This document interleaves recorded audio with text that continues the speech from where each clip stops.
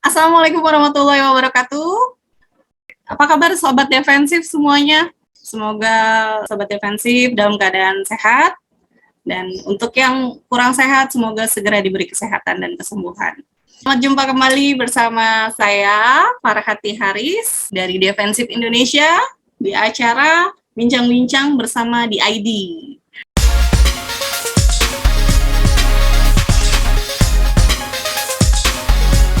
Oke, kali ini kita akan berbincang-bincang mengenai safety dan defensive driving, dan kali ini kita akan didampingi oleh Chief Trainer kami, yaitu Bapak Adi Sarjito Kolopaking. Halo Pak Adi, apa kabar Pak Adi? Halo, selamat siang sobat-sobat defensif semua. Selamat siang Mbak Farhati. Siang Apa Pak Adi. kabar? Saya sih sehat-sehat, puji Tuhan. Saya juga sehat, alhamdulillah. Oke Pak Adi, seperti jadwal kita pada hari ini, kita akan berbincang-bincang dan kita akan membahas tentang satu poin defensive driving, yaitu pentingnya menggunakan safety belt. Seperti itu Pak Adi. Okay. Kita langsung aja ya Pak Adi. Ya, oke, silakan. Ya, seperti yang kita tahu nih Pak Adi, safety belt itu kan merupakan alat keselamatan utama pada saat berkendara, seperti itu ya Pak Adi. Ya, betul. Boleh tolong dijelaskan Pak Adi, kenapa sih safety belt itu disebut alat keselamatan yang utama? Silakan Pak Adi. Ya, baik. Jadi kenapa safety belt itu disebut sebagai alat keselamatan yang utama ya? Karena di setiap kendaraan seharusnya ada safety belt ya. Jadi kenapa dia disebut yang paling utama? Karena safety belt ini bisa mencegah kita mengalami cedera kalau terjadi kecelakaan pada kendaraan kita gitu ya. Fungsi dia sebetulnya adalah mengikat badan kita dengan kursi kendaraan atau dengan kendaraannya. Jadi kalau misalnya terjadi tabrakan ya, kita nggak akan bergerak kemana-mana ya, kita nggak akan terpental ke kiri atau ke kanan atau ke depan ya, tapi kita akan tetap tertahan di atas kursinya kita gitu. Jadi dengan kata lain, dengan kendaraan kita akan terikat kuat gitu, tidak akan terlempar kemana-mana gitu. Makanya dia harus selalu digunakan supaya kita terhindar dari cedera pada saat terjadi kecelakaan. Begitu kira-kira Mbak Farhati. Gitu ya Pak Adi, makanya mengapa safety belt itu dikatakan sebagai alat keselamatan yang utama ya Pak Adi ya, karena benar-benar melindungi diri kita gitu saat mengemudi. Betul. Ya Pak. Oke. Ya betul. Kalau mengenai sanksi hukumnya nih Pak, kira-kira sanksi hukum yang diberikan kepada pengemudi jika tidak menggunakan safety belt? Ya, sanksi hukumnya bisa berupa tilang ya. Dan di Undang-Undang Nomor 22 Tahun 2009 ya itu sudah disebutkan ya tilangnya jumlahnya berapa ya. Nah, itu kalau tidak menggunakan safety belt. Bahkan sekarang dengan adanya tilang elektronik ya, itu bahkan ada kamera yang bisa melihat jari jarak jauh gitu ya. Jadi walaupun kameranya cukup jauh tapi bisa tetap kelihatan tuh si pengemudi atau penumpang yang tidak menggunakan safety belt ya. Walaupun dalam undang-undang lalu lintas jalan kita ya masih mewajibkan hanya penumpang di depan dan juga pengemudi yang menggunakan safety belt ya. Jadi kalau misalnya penumpang yang di belakang itu tidak ada sanksi hukumnya, tapi penumpang di depan dan juga pengemudi itu ada sanksi hukum kalau misalnya tidak menggunakan safety belt, yaitu berupa denda gitu ya. Itu nanti oleh polisi akan diberikan tilang dan juga akan diberikan denda ya kalau tidak menggunakan. Begitu Mbak Farhati. Oke, siap Pak Adi. Nah, kalau tadi kan secara undang-undang ya Pak Adi ya, bahwa yang akan dikenakan tilang yaitu pengemudi dan juga penumpang di samping pengemudi ya Pak Adi ya? Ya, betul. Nah, kalau secara defensif sendiri nih Pak, sebenarnya siapa aja sih yang wajib menggunakan safety belt di dalam kendaraan? Ya, oke. Kalau kita bicara tentang defensive driving, atau bolehlah kita sebut dengan safety driving ya, keselamatan dalam berkendara, itu sebetulnya aturannya jelas ya, bahwa jumlah penumpang yang bisa atau jumlah orang yang ada di dalam kendaraan itu ya harus sama dengan jumlah safety belt yang ada di kendaraan itu ya. Jadi bukan dilihat dari jumlah tempat duduk yang ada gitu ya, tapi dilihat dari jumlah safety belt yang ada. Itu kalau kita bicara tentang safety driving atau defensive driving. Jadi memang semua penumpang yang ada di dalam kendaraan atau semua orang yang ada dalam kendaraan itu harus menggunakan safety belt gitu. Walaupun memang banyak kendaraan di Indonesia yang dari produsennya sendiri hanya pengemudi dan penumpang yang di depan yang diberikan safety belt, sementara penumpang-penumpang lain tidak diberikan safety belt ya.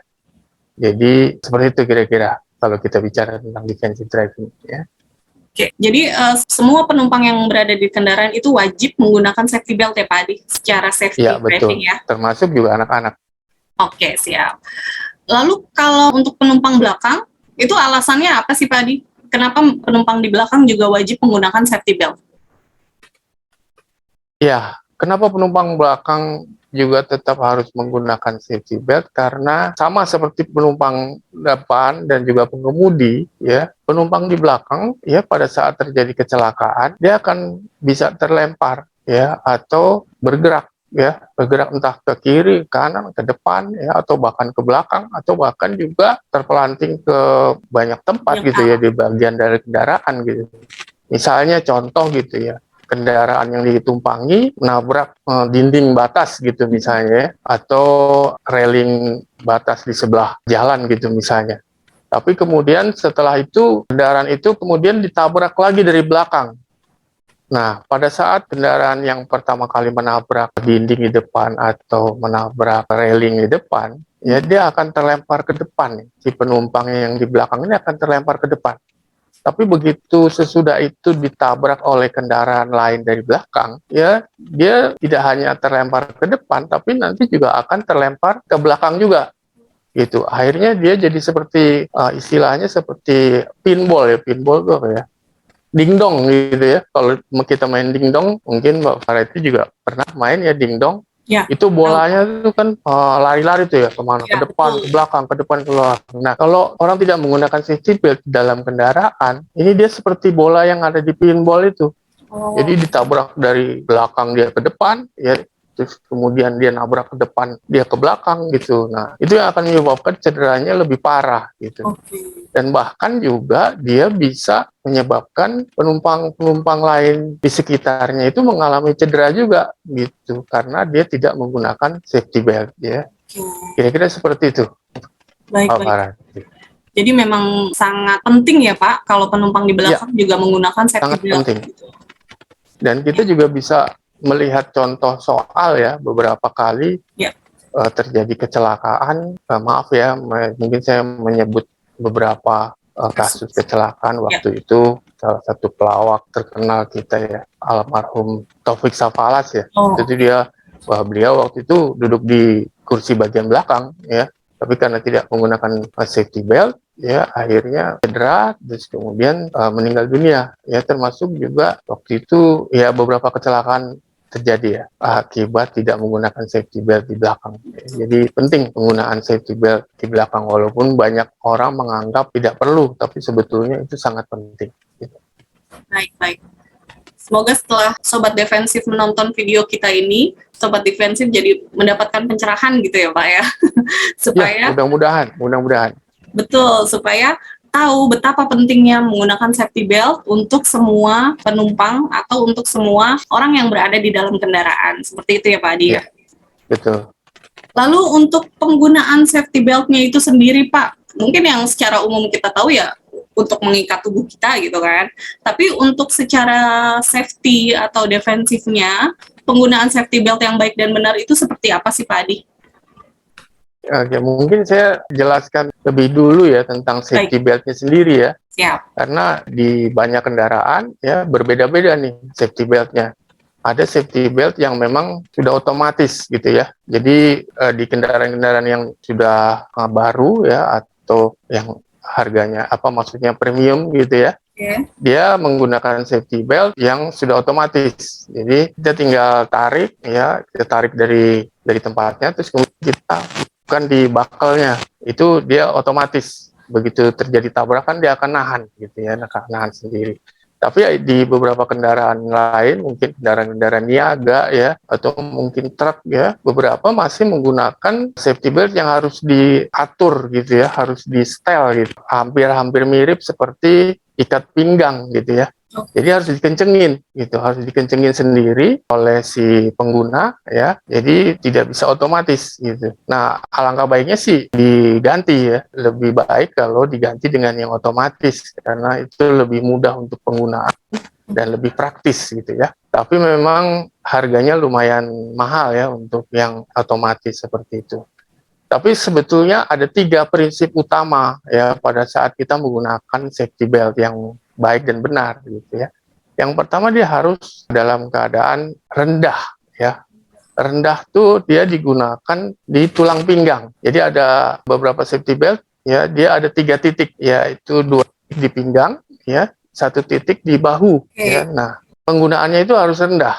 Ya, yang di pinggang itu harus rendah di tulang pinggang. Jadi jangan terlalu tinggi. Ya, jadi misalnya orang yang maaf mungkin perutnya sudah agak besar, itu kadang-kadang safety beltnya ditaruh terlalu tinggi. Ya di atas perut ya. Nah, itu yang bahaya. Pada saat terjadi kecelakaan, itu yang akan tertekan itu perutnya, tapi bukan di tulang pinggangnya. Gitu. Kemudian juga yang di bahu. Ya, itu juga harus dipasang di tulang bahu gitu. Jangan terlalu tinggi sampai mengenai leher ya, atau terlalu rendah ya.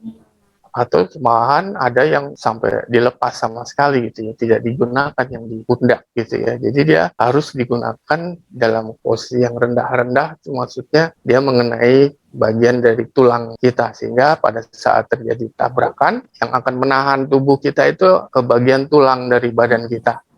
Ya, bukan bagian yang lunak gitu ya. Itu yang pertama, yang rendah. Terus kemudian dia harus digunakan dengan rapat ya, rapat dengan badan kita. Jadi jangan kendor ya. Apalagi kita menggunakan misalnya safety belt yang harus di setel, yang harus diatur-atur. Ya, itu harus diatur dengan baik sehingga dia rapat dengan badan kita. Nah, sehingga pada saat terjadi tabrakan atau tumbukan ya, badan kita akan langsung tertahan oleh si safety belt. Ya, jadi tidak ada jeda. Ya, kalau misalnya dia kendor, dia ada jeda. Badan kita akan bergerak maju sedikit, ya baru kita ketahan oleh si safety belt. Yang itu yang akan menyebabkan cedera. Ya, bahkan tulang itu bisa patah karena tumbukan yang seperti tadi. Ya, yaitu posisi yang tadi harus rapat ya, rapat dengan badan kita. Nah, ada juga orang yang kebiasaan karena dianggap kalau rapat itu agak mengganggu, itu akhirnya si safety beltnya di bagian atas itu dikasih tali gitu, diikat ya, entah pakai insulok ya, atau pakai zip tie istilahnya, atau bahkan pakai tali ya, entah tali apalah, untuk tali plastik atau apa, supaya dia kendor. Itu yang sebenarnya nggak boleh gitu ya. Jadi biarkan kalau memang dia otomatis, biarkan sistem otomatis itu yang akan membuat safety belt ini akan rapat ke badan kita gitu ya. Itu rapat tadi ya. Terus kemudian dia harus tidak boleh melintir atau tidak terpuntir ya. Jadi rata. Jadi yang ketiga itu rata. Dia bentuknya harus rata ya, karena safety belt itu bentuknya seperti selendang kira-kira gitu ya. Iya. Gitu. Selendang harus rata ke badan kita. Jadi jangan ada bagian yang terpuntir. Ya, karena misalnya pemasangan yang salah atau memang dari pabriknya pemasangannya agak salah, atau kadang-kadang karena penggunaan yang terburu-buru ya, akhirnya bagian safety belt itu jadi ada terpuntir. Nah, ini yang nggak boleh terjadi gitu ya, karena kalau dia terpuntir ya, yang akan kena di badan kita itu adalah bagian yang tipis. Nah, ini yang bisa menyebabkan cedera, bagian yang tipis ini. Jadi dia harus rata dari atas sampai bawah. Jadi semua yang mengenai badan kita itu semua harus rata. Kalau misalnya karena pemasangan yang salah atau memang bentuknya pasti ada beberapa kendaraan ya, memang begitu dipakai dia akan melintir. Nah, usahakan lintirannya itu jangan di badan kita. Ya, usahakan dia ada di atas ya, atau di bawah sekalian gitu, tapi tidak di badan kita. Yang kena di badan kita dia harus selalu semuanya rata gitu ya. Nah, seperti itu kita. Jadi ada rendah, rapat, dan rata. Gitu ya. Itu Mbak Farati. Ya, nah kalau itu kan untuk penggunaan safety belt secara umum ya Pak, untuk ukuran dewasa ya. Nah, kalau misalnya untuk anak-anak nih Pak, ada nggak sih Pak tips supaya anak-anak di dalam kendaraan tetap bisa menggunakan safety belt? Ya, anak-anak sebetulnya ada alat bantunya ya. Jadi tetap ya, walaupun anak-anak tetap harus menggunakan safety belt. Tapi karena badannya dari anak-anak itu memang belum mencukupi ya tingginya, ya dia harus ada alat bantu. Khusus untuk bayi dan anak-anak kecil yang di bawah 5 tahun, itu bisa menggunakan cradle ya, seperti kursi ya, tapi khusus digunakan untuk anak-anak gitu ya, untuk anak-anak yang masih di bawah 5 tahun ya. Nah itu dia bentuknya seperti kursi ya, dia akan ditaruh di jok kursi belakang ya, terus kemudian dia akan diikat oleh safety belt yang ada di kendaraan gitu. Nah di kursinya dia sendiri itu ada safety beltnya lagi, yaitu yang untuk menahan si anaknya tadi ya. Nah, untuk anak yang lebih besar dari itu, dia ada yang namanya child booster, ya. Namanya memang bahasa asing ya, child booster. Jadi dia untuk nambah tingginya dari si anak, gitu. Jadi bentuknya hampir seperti kursi juga, ya. Tapi dia tidak full gitu ya, hanya didudukannya aja ya. Ada beberapa yang seperti itu. Ya, sehingga dia tetap menggunakan safety belt yang ada di kendaraan ya, tetapi dia menggunakan ada semacam kursi tambahan sehingga dia bisa tingginya sama dengan safety belt orang dewasa gitu ya. Nah, di kursinya dia juga bisa diikat dengan kursi yang ada di kendaraan sehingga dia aman. Ya, seperti itu kira-kira. Nah, terus kemudian khusus untuk anak-anak ini harus diletakkan di belakang ya. Jadi tidak boleh diletakkan di kursi depan. Oh gitu. Jadi harus diletakkan di kursi belakang. Ya maksudnya apa? Karena supaya tidak terkena imbas dari airbag gitu ya. Jadi kalau dia digunakan di depan ya, kemungkinan pada saat airbag itu meledak ya atau mengembang, itu bisa menyebabkan anak cedera gitu ya. Oke, kira-kira seperti itu. Jadi sebaiknya untuk anak-anak tetap berada di kursi belakang ya Pak Adi ya? Iya, betul. Baik. Dengan alat bantu tadi ya. Oke, siap. Nah, kalau untuk safety belt itu sendiri Pak, ada nggak sih perawatannya atau pengecekannya secara berkala gitu? Supaya kita tahu safety belt kita ini masih berfungsi dengan baik. Oh, ya.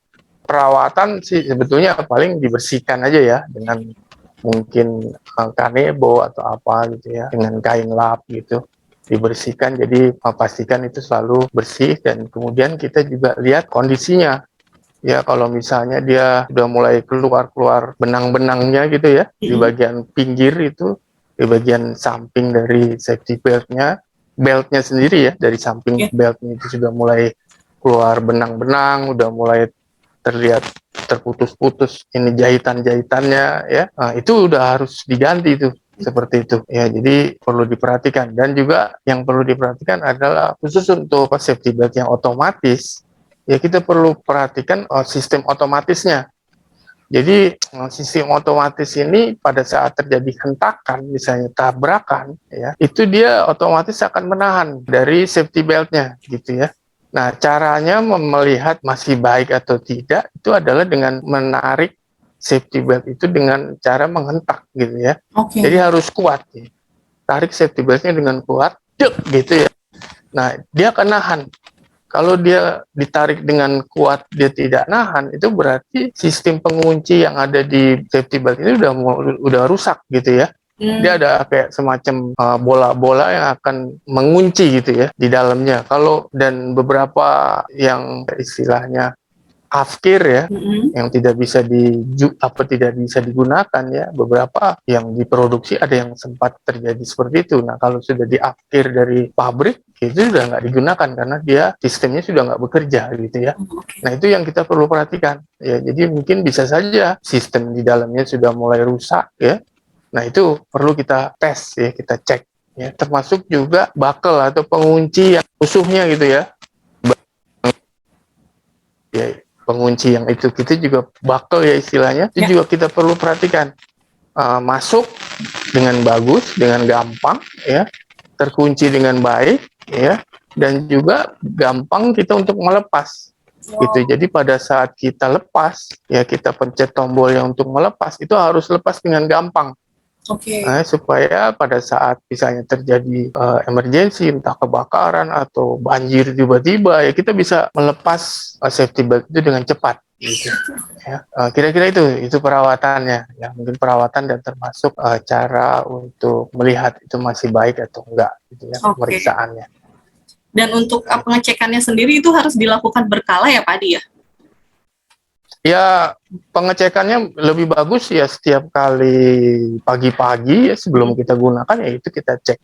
Ya, karena kita kalau untuk defensive driving ya ada yang namanya pre-trip inspection, ya pemeriksaan kendaraan sebelum digunakan. Nah ini sebaiknya kita periksa dulu kendaraannya ya sebelum kita gunakan, termasuk safety belt ini. Jadi setiap hari kita yakinkan bahwa safety belt ini berfungsi dengan baik hingga pada ya kita tidak mengharapkan ya terjadinya satu kecelakaan, tapi kalau sampai terjadi kecelakaan, setiap alat keselamatan yang ada di kendaraan kita itu siap untuk digunakan. Kira-kira seperti itu. Siap.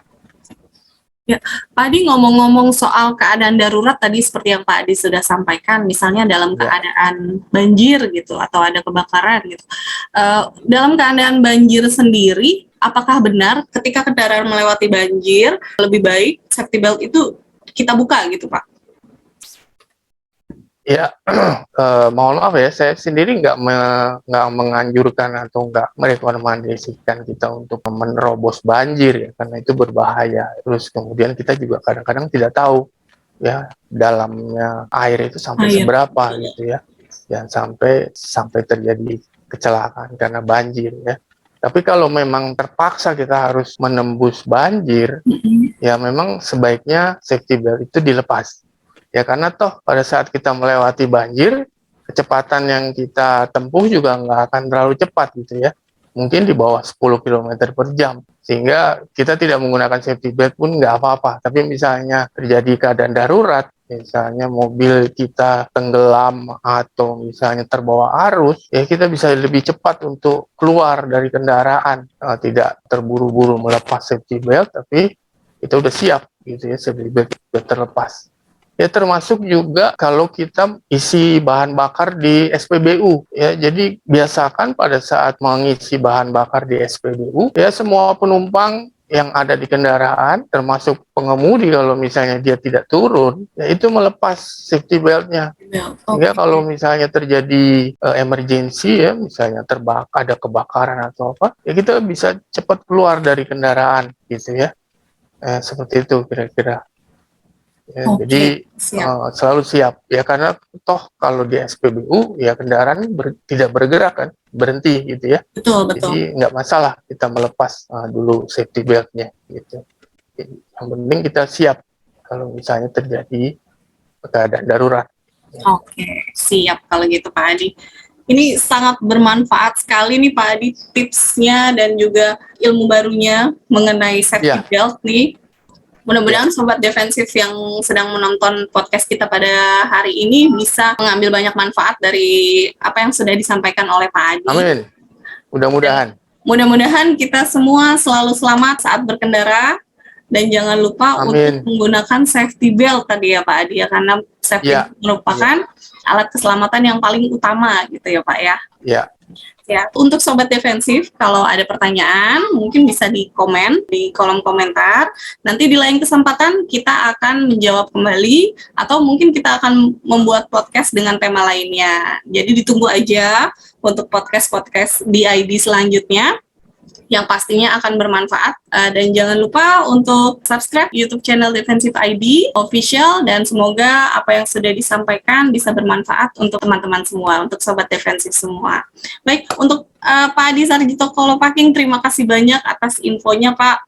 Terima kasih banyak. Sama-sama Mbak Prati, sama-sama sobat defensif semua. Semoga kita bisa selalu selamat di jalan. Amin, amin. Terima kasih banyak Pak Adi atas waktunya, semoga sehat selalu. Ya. Untuk itu kami dari Defensif Indonesia, saya Farhati Haris, mohon pamit dan mohon undur diri.